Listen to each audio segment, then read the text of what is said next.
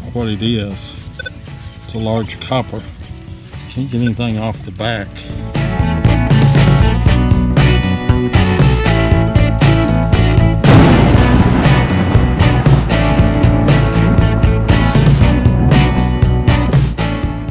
Welcome to another episode of Digging with Seven.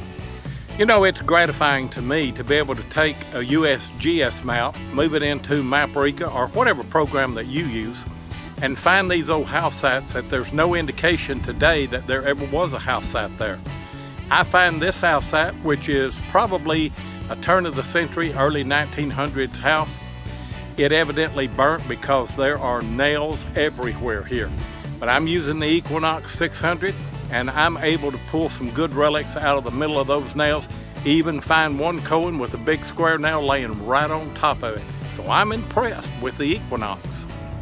I'm impressed with this machine, I tell you what. Out of that hole right there, and it's pretty deep, I've got the second war nickel that's come out of this, and it was laying on this nail. Actually, the nail laying right on top of it. And it picked it out. I tell you what, the separation on this thing is unbelievable. There's the old house site right in there. And I've got another wheat. I'll get a date off of it, leave it on this clip. I didn't know what this was. I've cleaned it up some, and this is a ring. It's been broken. It's a brass ring though.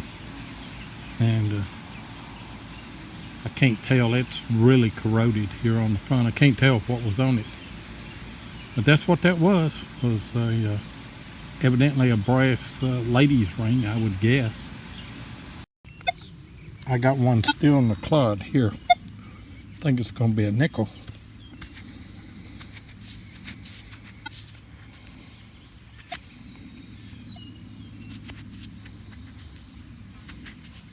No, it's not either. The wheat. Rang up really low. I'll get a date off of it. I got another wheat. Pretty corroded. I can tell it's a wheat scent though. See if I can get a date off of it. I don't remember who it was, but somebody said they wanted me to do a history clip on these reeds. I think it's an accordion reed, but it could be some other kind. It's a musical reed of some kind. But here you go. Here's your history clip.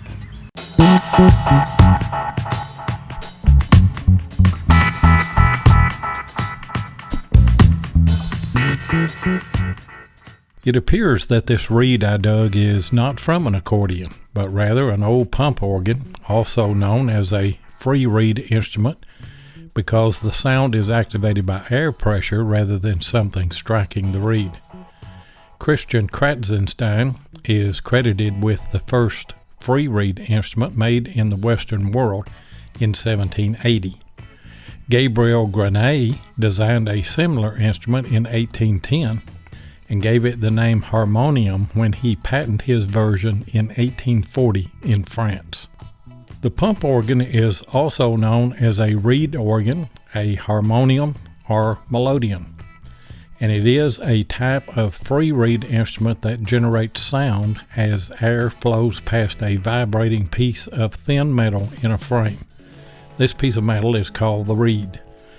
Harmoniums reached the height of their popularity in the West in the 19th and 20th centuries. They were especially popular in small churches, chapels, and parlors where a pipe organ would be too large or too expensive. And I bet you didn't know that the Chicago Cubs were the first baseball team to use the organ during play breaks in 1941. The Brooklyn Dodgers hired the first full-time organist, Gladys Goodling. She became so famous that a joke was made in her honor. Who played every game last year for the Dodgers without making an error? Obviously it was her. But her most infamous moment occurred in the 1950s when one of the umpires for the day's game at Ebbets Field was sick When only 3 umpires showed up on the field to call the game, Gladys Goodland serenaded them with 3 blind mice. It seems that this is the only time an organist was ever thrown out of a ball game. Still on this old house site, right up next to a big tree here. Got another wheat. I'll get a date on it. Shallow hole right there, and this one here was a screamer. I'm not sure what it is. It's a large copper. Can't get anything off the back. It's got a, I don't think it's American.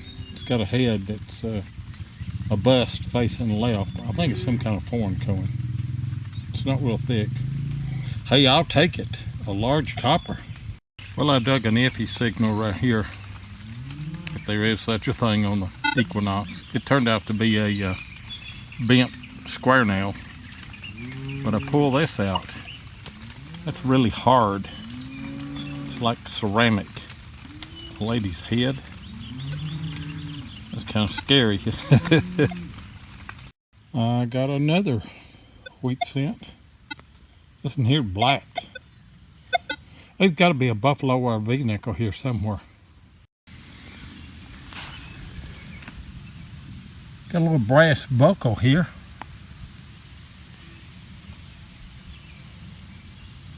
I don't know, it's probably 6 inches deep there. I'll take that. I'm not sure what this is right here.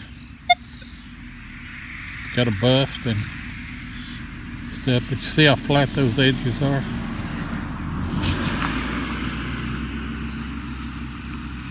I'll have to do a little research on that. You can see on the edge of that, I thought this was silver. It's tarnished on both sides a little bit, and it was in the hole with some nails and what have you. But that is shiny, shiny on the outside, and really all I've done is just brush this thing off. That, I think, is a silver knife, and these holes here would have been where the handle would have been in. Huh. I've never found one of these like this. There's that buffalo I knew was here. I don't know that I'll get a date off of that. They're hard to get a date. I'll take a buffo. I don't know if you can see it, but I'm sure you can hear it. It's raining right now. I've got a hole right there that I have. This was a screaming signal, about a 32, real high tone. And it is a great seal button. I think the shank is broke off, and this whole button's been mashed. It's getting a wash right there. Hey, good find this morning. Thanks for joining us this week on Digging with 7. Remember, Tennessee Jeff and I have a podcast every Thursday night. It's on Spreaker.com. It's called Relics Radio. It's at 8 o'clock Eastern every Thursday night. We always have a good guest, and we always have a good time. So we'll see you next Tuesday on YouTube, and we'll see you Thursday on Relics Radio.